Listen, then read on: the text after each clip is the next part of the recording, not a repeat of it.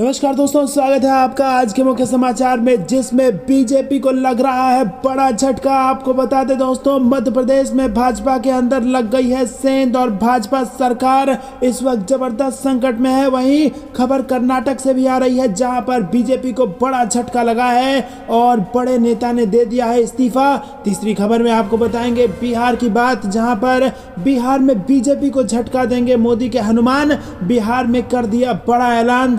साथ चौथी खबर में आगे जिक्र होगा कि चीन को पीएम मोदी की क्लीन चिट की कीमत चुका रहा है देश। अरुणाचल को लेकर ड्रैगन के दावों पर कांग्रेस का बयान। और पांचवी खबर में आपको बताएंगे कि पश्चिम बंगाल हिंसा में ममता बनर्जी ने बीजेपी पर लगाया बड़ा आरोप और कहा कि वो बाहर से गुंडे लाए, मुझे हर वक्त अलर्ट रहना होता है। जी हाँ दोस्तों, हर एक खबर की गहराई में आपको ले जाएंगे, लेकिन उससे पहले अगर आपको भी ऐसा लगता है कि 2024 में बदलने जा रही है सरकार, तो वीडियो को लाइक करके कमेंट में लिखिए जय हिंद। और हर रोज की इस प्रकार की खबरों के लिए चैनल को सब्सक्राइब जरूर कीजिए। दोस्तों, रुक करते हैं सबसे पहले और बड़ी खबर की तरफ, जो कि मध्य प्रदेश से आ रही है। जी हाँ दोस्तों, आपको बता दें कि मध्य प्रदेश में चुनाव है बेहद निकट और ऐसे में बीजेपी में सेंध लगा दी है कमलनाथ ने। और कमलनाथ ने बड़ा दावा किया है और कमलनाथ ने यह कहा है कि बीजेपी के दर्जनों से ज्यादा नेता मुझसे अकेले में मिलना चाहते हैं। जी हाँ दोस्तों, जब चाहे कमलनाथ तब मध्य प्रदेश में हो जाए खेला, क्योंकि यहां पर बड़ी खबर आ रही है। आपको बता दें कि मध्य प्रदेश की जनता ने कांग्रेस पर अपना भरोसा दिखाया था, कांग्रेस की सरकार बनाई थी, लेकिन कांग्रेस की पार्टी को तोड़ दिया गया। ज्योतिरादित्य सिंधिया अपने साथ कुछ एमएलए लेकर चले गए, जिसके बाद बीजेपी की सरकार बनी। लेकिन अब ऐसी खबर आ रही है कि बीजेपी के कई सारे नेता, कई सारे एमएलए कमलनाथ के संपर्क में बताए जा रहे हैं और कमलनाथ कह रहे हैं कि वो मुझसे गुप्त में मिलना चाहते हैं। दोस्तों, रुक करते हैं अगली ब्रेकिंग न्यूज की तरफ, जो कि कर्नाटक से आ रही है। भाजपा को यहां भी लगा बड़ा झटका और बड़े नेता पद से देंगे इस्तीफा। जी हाँ दोस्तों, आपको बता दें कर्नाटक विधानसभा चुनाव का बिगुल बज चुका है। बीजेपी, कांग्रेस और जेडीएस पार्टियां जिनके बीच इस चुनाव में मुकाबला होने वाला है, वो अपने उम्मीदवारों की लिस्ट फाइनल करने में जुटी हुई है। बीजेपी ने उम्मीदवारों की लिस्ट 8 अप्रैल के बाद ही शेयर करने का ऐलान किया है। और इसी बीच बीजेपी एमएलसी आयानूर मंजुनाथ ने खुलासा किया है कि वो इस चुनाव को लड़ने के लिए कर्नाटक विधान परिषद के सदस्य के पद से इस्तीफा देंगे। और इसके साथ ही उन्होंने कहा कि वो शिवमोगा निर्वाचन सीट से चुनाव लड़ेंगे। तो दोस्तों, यहाँ पर आपको बता दें कि बीजेपी के बड़े नेता ने कई कार्यकर्ताओं के साथ बीजेपी को बड़ा झटका दे दिया है। रुक करते हैं अगली ब्रेकिंग न्यूज की तरफ। बीजेपी को झटका देंगे मोदी के हनुमान, बिहार में कर देंगे बड़ा खेला, हुआ बड़ा ऐलान। जी दोस्तों, बिहार में लोकसभा चुनाव को लेकर सभी पार्टियों ने तैयारियां तेज कर दी है। केंद्रीय मंत्री अमित शाह के साल 2024 लोकसभा चुनाव में राज्य की सभी 40 सीटों पर चुनाव लड़ने के दावे के बाद अन्य पार्टियों ने भी अपनी तैयारियां तेज कर दी है। जी दोस्तों, यहाँ पर अमित शाह ने यह दावा कर दिया है कि सभी 40 सीटों पर चुनाव लड़ेंगे बीजेपी की पार्टी। तो दोस्तों, यहाँ पर जो सहयोगी दल थे, जो बीजेपी के हनुमान बताए जाते थे, चिराग पासवान, उन्होंने बड़ा इशारा कर दिया है, जिससे बीजेपी को बड़ा झटका बिहार की सियासत में लग सकता है और बीजेपी के साथ खेला हो सकता है। जी हाँ दोस्तों, आपको क्या कुछ लगता है कमेंट में जरूर बताइए। चिराग पासवान ने मीडिया से कहा है कि आप जानते हैं कि लोक जनशक्ति पार्टी बिहार की हर लोकसभा में यूनिट है और वो काम भी कर रही है। और तो दोस्तों, क्या 40 की 40 सीटों पर एलजेपी भी चुनाव लड़ेगी और क्या इससे बीजेपी के वोट शेयर को होगा नुकसान? कमेंट में जरूर बताइएगा। वीडियो लाइक करना मत भूलिएगा। रुक करते हैं अगली ब्रेकिंग न्यूज की तरफ। चीन को पीएम मोदी की क्लीन चिट की कीमत चुका रहा है देश। अरुणाचल को लेकर ड्रैगन के दावों पर कांग्रेस। जी हाँ दोस्तों, आपको बता दें कि विपक्षी आरोप लगा रहा है कि चीन हमारे देश में घुसा हुआ है, लेकिन पीएम मोदी अपनी पार्टी को बचाने के लिए उनको क्लीन चिट दे रहे हैं, जिसके बाद इसकी कीमत पूरा देश चुका रहा है, देश को नुकसान हो रहा है। और दोस्तों, पार्टी को देश से ऊपर रखने का आरोप भी बीजेपी पर लग रहा है। आपको बता दें कि चीन भारत के खिलाफ अपने नापाक हरकतों से बाज नहीं आ रहा है। भारत और चीन के बीच सीमा पर सब कुछ सही नहीं होने के दावे के बीच ड्रैगन ने अरुणाचल प्रदेश में बड़ी हिमाकत की है। उसने अरुणाचल प्रदेश की 11 जगहों पर अपना दावा ठोक दिया है। इतना ही नहीं, चीन ने 11 जगहों के नाम भी बदल दिए हैं। लेकिन दोस्तों, गोदी मीडिया को देखकर ऐसा कतई नहीं लगता कि चीन ने यह दुस्साहस किया है। बीजेपी के बड़े नेताओं को देख के भी ऐसा नहीं लगता। तो दोस्तों, क्या एक तरफ से क्लीन चिट दे दी है कि कि चीन को जो करना है करे, हम तो अपनी राजनीति करेंगे। क्या बीजेपी चीन से लड़ने में सक्षम नहीं है? आपको क्या कुछ लगता है? कमेंट में जरूर बताइए। कांग्रेस ने कहा कि चीन ने एक बार फिर अरुणाचल में हमारे इलाकों के नाम बदलने की हिमाकत की है। सवाल यह है कि आखिर चीन इतना दुस्साहस कर कैसे पा रहा है? जवाब आप जानते हैं, जब पीएम मोदी खुद चीन को क्लीन चिट दे देंगे, कहेंगे कि कोई नहीं घुसा है, तो उनका मन तो बढ़ेगा ही। जी हाँ दोस्तों, यहाँ पर आरोप लगाया गया है कि जब चीन अंदर घुस जाता है और देश को नुकसान पहुंचाता है, तो पार्टी को बचाने के चक्कर में, अपने आप को बचाने के चक्कर में बीजेपी के नेता कहते हैं कि चीन नहीं घुसा। इससे चीन को क्लीन चिट मिल जाती है और चीन को ये पता चल जाता है कि सरकार हमारा कुछ नहीं कर पाएगी, और इसीलिए उनका साहस बढ़ जाता है और इस प्रकार का दुस्साहस का काम करती है ये चीन की सरकारें। और चीन ने अरुणाचल प्रदेश के कई गाँवों का नाम बदल दिया है, जिसके बाद अब बीजेपी घिर रही है और बड़ा आरोप लगाया है कांग्रेस ने और कहा है कि चीन को जो पीएम मोदी क्लीन चिट दे रहे हैं उसकी कीमत देश चुका रहा है। तो दोस्तों, आपको क्या कुछ लगता है? कमेंट में जरूर बताइए। रुक करते हैं अगली ब्रेकिंग न्यूज की तरफ। ममता बनर्जी का बीजेपी पर हमला, वो बाहर से गुंडे लाए और मुझे हर वक्त अलर्ट रहना होता है। जी दोस्तों, पश्चिम बंगाल की मुख्यमंत्री ममता बनर्जी ने राज्य में कई जगहों पर हुई हिंसा को लेकर एक बार फिर बीजेपी पर हमला बोला और कहा कि बीजेपी वाले कहीं भी कभी भी दंगा करा सकते हैं, इसीलिए मुझे हर समय अलर्ट रहना पड़ता है। हम हिंसा नहीं करते, बंगाल के लोग हिंसा पसंद नहीं करते और ये आपराधिक हिंसा है। हिंसा के लिए बीजेपी जिम्मेदार है। वो गुंडों को बाहर से बंगाल में लाए थे। ममता बनर्जी ने आरोप लगाया कि वो जुलूस में हथियार और कारतूस लाए। क्या भगवान राम ने हथियार लाने को कहा था? ये लोग समझते नहीं हैं, बंगाल के लोग दंगा पसंद नहीं करते। दंगा करना बंगाल की संस्कृति नहीं है। आम लोग दंगा नहीं करते हैं। बीजेपी से नहीं हो पाता तो दंगा भड़काने के लिए वो किराए के लोगों को लाते हैं। दंगाइयों का कोई धर्म नहीं होता, वो सिर्फ राजनीतिक गुंडे होते हैं। पश्चिम बंगाल की मुख्यमंत्री ममता बनर्जी ने खेजूरी में कहा कि रामनवमी पर हिंसा कर बीजेपी भगवान राम का नाम बदनाम कर रही है। वो एक समुदाय को दूसरे समुदाय के खिलाफ खड़ा कर हिंदू धर्म को बदनाम कर रहे हैं। क्या आप नंदीग्राम, खेजूरी, कोलाघाट, तमलुक की घटनाएं भूल गए? रुक करते हैं अगली ब्रेकिंग न्यूज की तरफ। सीबीआई ईडी के दुरुपयोग को लेकर जस्टिस चंद्रचूड़ की पीठ करेगी सुनवाई। 14 विपक्षी दलों ने सुप्रीम कोर्ट में डाली है याचिका। जी हाँ दोस्तों, केंद्रीय एजेंसियों के दुरुपयोग को लेकर विपक्षी पार्टियों द्वारा दाखिल याचिका पर सुप्रीम कोर्ट सुनवाई कर रहा है। सीजेआई डीवाई चंद्रचूड़ की अध्यक्षता वाली सुप्रीम कोर्ट की बेंच 14 विपक्षी दलों की याचिका पर सुनवाई कर रही है। बता दें कि सीबीआई और ईडी की कार्रवाई के चलते कई विपक्षी पार्टियों ने केंद्र सरकार पर एजेंसियों के दुरुपयोग का आरोप लगाया है। कांग्रेस, आम आदमी पार्टी, आरजेडी समेत कई पार्टियों का कहना है कि केंद्र सरकार इन एजेंसियों का इस्तेमाल कर विपक्षी पार्टियों पर बदले की कार्रवाई कर रही है। विपक्षी दलों की याचिका पर भारत के मुख्य न्यायाधीश डीवाई चंद्रचूड़ की अध्यक्षता वाली 3 न्यायाधीशों की पीठ सुनवाई करेगी। और आपको बता दें कि जस्टिस पीएस नरसिम्हा और जेबी पार्दीवाला भी बेंच का हिस्सा होंगे। दोस्तों, रुक करते हैं अगली ब्रेकिंग न्यूज की तरफ। इंसाफ देने में योगी सरकार सबसे फिसड्डी, कर्नाटक सबसे ऊपर, दूसरे सूबों का क्या है हाल? आपको बता दें दोस्तों कि जस्टिस रिपोर्ट 2022 के मुताबिक इंसाफ देने में उत्तर प्रदेश की योगी आदित्यनाथ की सरकार सबसे फिसड्डी साबित हुई है। जिन सूबों की आबादी 1 करोड़ से ऊपर है, उनकी रैंकिंग में उत्तर प्रदेश 18वें पायदान पर है, यानी सबसे नीचे है। 1 करोड़ से ज्यादा आबादी वाले सूबों की फहरिस्त में कर्नाटक सबसे ऊपर है। जिन पैरामीटर पर सूबे का आकलन किया गया है उनमें पुलिस, जुडिशरी, कारागार और लीगल एड शामिल है। वहीं दोस्तों, आपको बता दें कि इंसाफ देने में एमके स्टालिन के तमिलनाडु का नंबर दूसरा है, जबकि केसीआर के तेलंगाना तीसरे नंबर पर काबिज है। पीएम नरेंद्र मोदी का गृह प्रदेश गुजरात इस फहरिस्त में चौथे नंबर पर काबिज है। 4 अप्रैल को दिल्ली में जारी रिपोर्ट में वाईएसआर का आंध्र प्रदेश 5वें नंबर पर काबिज है।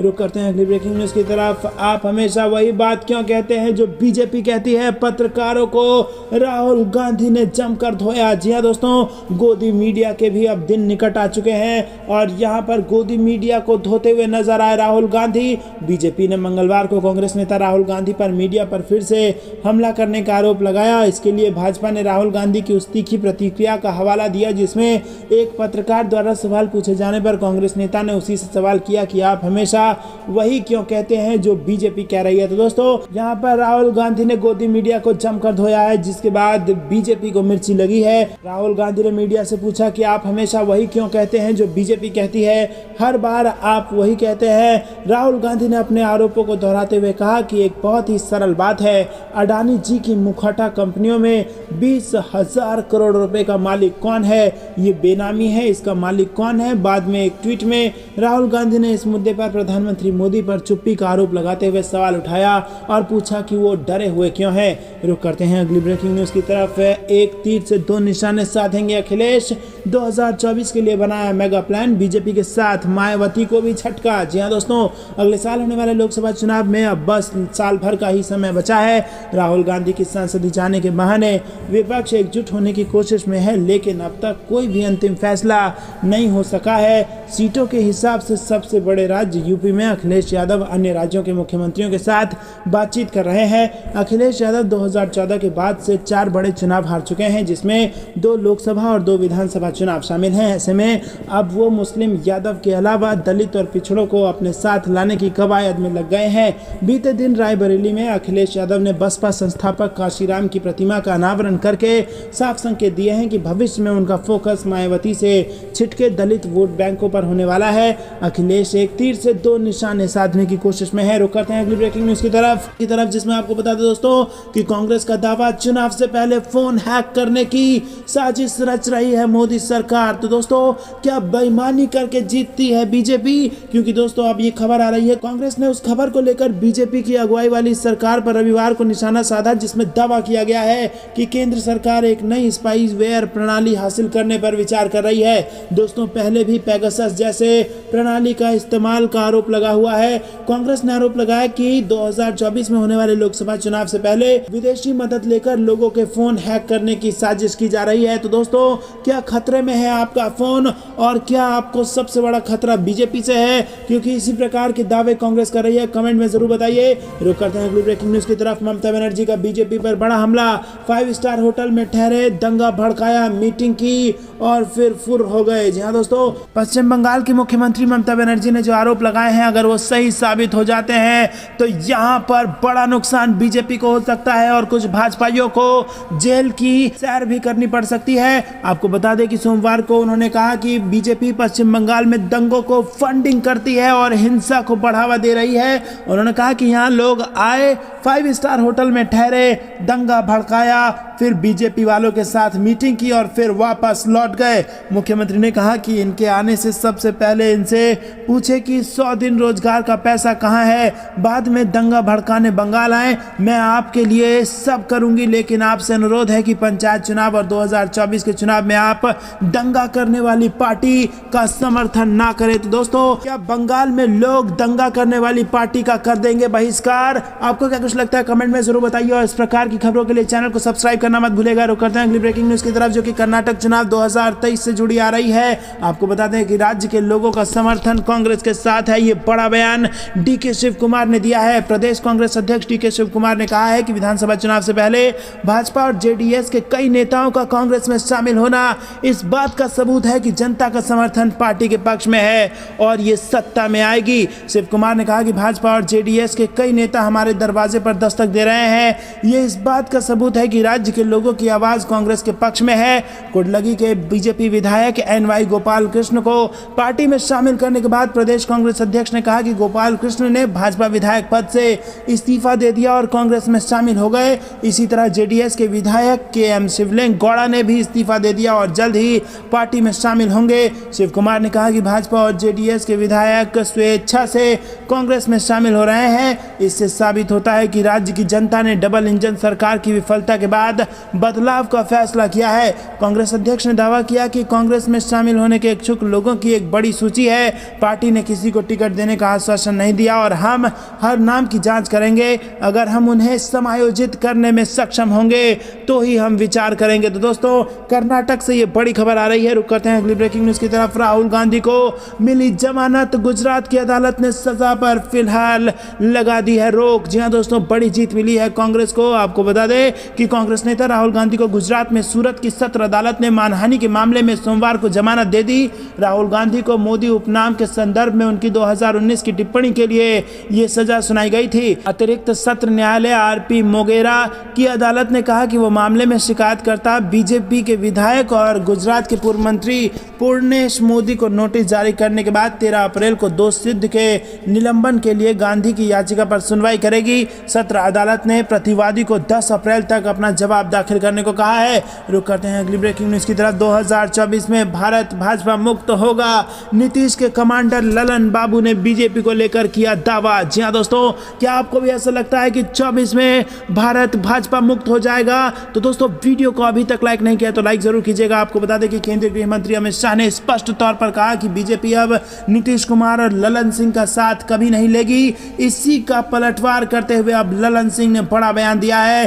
कहा साथ तो बाद में लेगी, पहले खुद को बचाइए। 2024 में भाजपा मुक्त होने जा रहा है ये देश। जी हां दोस्तों, आपको बता दें कि जनता दल यूनाइटेड के राष्ट्रीय अध्यक्ष राजीव रंजन सिंह और ललन सिंह ने अमित शाह के नवादा में दिए गए भाषण पर तीखी प्रतिक्रिया व्यक्त की है और कहा है कि राज्यपाल जैसे संवैधानिक पद का राजनीतिक उपयोग अमित शाह और बीजेपी के लोग कैसे करते हैं ये सभी जानते हैं। ललन सिंह ने कटाक्ष भरे लहजे में कहा कि केंद्रीय गृह मंत्री अमित शाह चाहे तो अपना आवास ही राजभवन में रख लें, लेकिन परिणाम 2015 वाला ही होगा। 2024 में भारत भाजपा मुक्त होगा और बिहार से तो बड़का झूठा पार्टी यानी कि बीजेपी को शून्य ही मिलेगा। ललन सिंह ने कहा कि कॉरपोरेट घोटाले पर मौन व्रत धारण करने वाली पार्टी ने जुमलों और झूठे वादों के कारण विश्वसनीयता ही खो दी है। देश के गृह मंत्री अमित शाह के नवादा में दिए भाषण से स्पष्ट है कि बड़का झूठा पार्टी हताशा और बौखलाहट में है।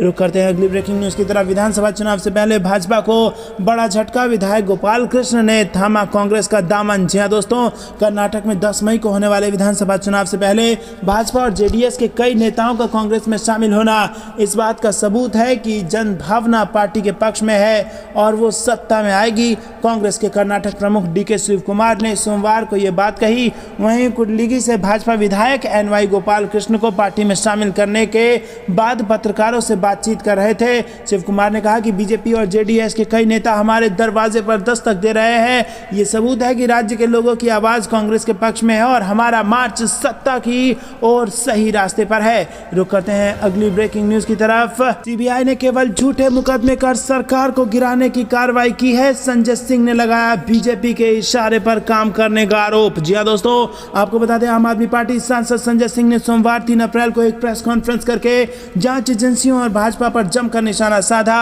आम आदमी पार्टी ने सीबीआई और ईडी जैसी जांच एजेंसियों को केंद्र सरकार की कठपुतली बताते हुए कहा कि मेहुल चोकसी और नीरव मोदी जैसे अपराधियों पर भले ही कार्रवाई ना हो, लेकिन विपक्ष के नेताओं के खिलाफ फर्जी केस जरूर किए जाते हैं। संजय सिंह ने कहा कि क्या सीबीआई ने ललित मोदी 20,000 करोड़ लेकर भागे नीरव मोदी, मेहुल चोकसी के खिलाफ कार्रवाई की? अडानी ने 42,000 करोड़ का काला धन अपनी कंपनी में लगाया, क्या सीबीआई ने कार्रवाई की? सीबीआई ने केवल बीजेपी के इशारों पर झूठे मुकदमे कर सरकारों को गिराने की कार्रवाई की है।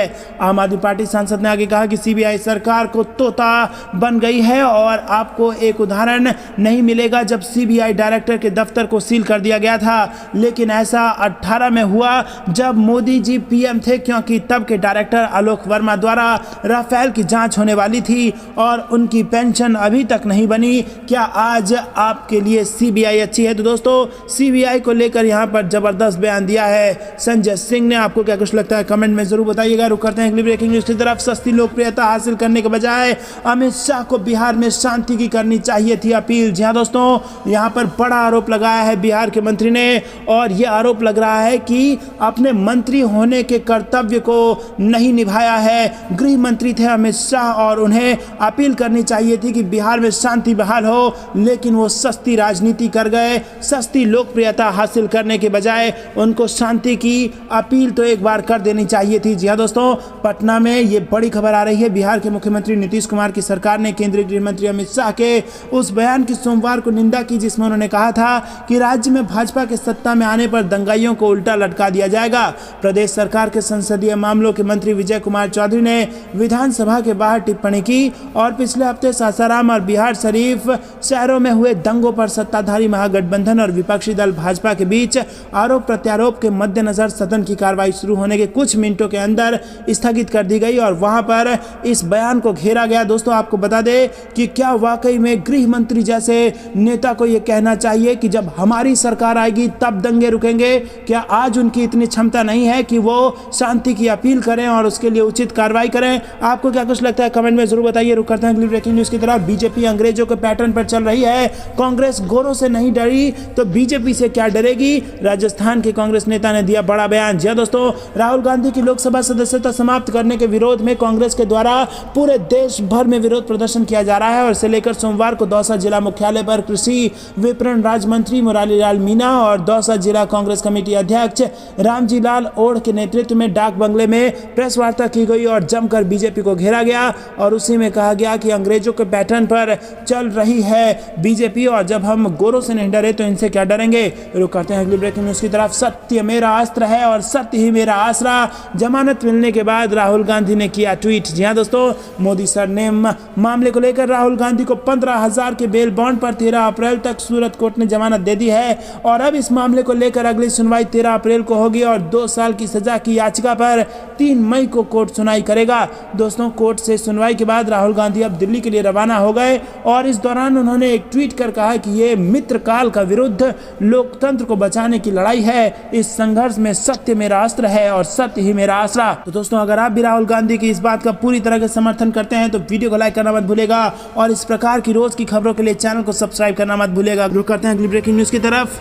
मोदी की टिप्पणी पर कपिल सिब्बल का पलटवार, कहा नाम बताएं हम करेंगे उन पर मुकदमा। जी हाँ दोस्तों, आपको बता दें कि प्रधानमंत्री नरेंद्र मोदी की सुपारी वाली टिप्पणी के एक दिन बाद राज्यसभा से सांसद कपिल सिब्बल ने रविवार को उनसे उन लोगों के नाम बताने के लिए कहा जिन्होंने उनकी छवि बिगाड़ने के लिए सुपारी दे रखी है। सिब्बल ने यह भी कहा कि ऐसा है तो हमें उन पर मुकदमा चलाने दें। भोपाल में रानी कमलापति रेलवे स्टेशन पर शनिवार को वंदे भारत एक्सप्रेस ट्रेन को हरी झंडी दिखाने के बाद मोदी ने वहां जुटी भीड़ को संबोधित करते हुए कहा था कि हमारे देश में कुछ लोग हैं जो 2014 के बाद से ही ये ठान कर बैठे हैं और उन्होंने सार्वजनिक रूप से बोला भी है। उन्होंने अपना संकल्प घोषित किया है कि मोदी की छवि को धूमिल करके रहेंगे।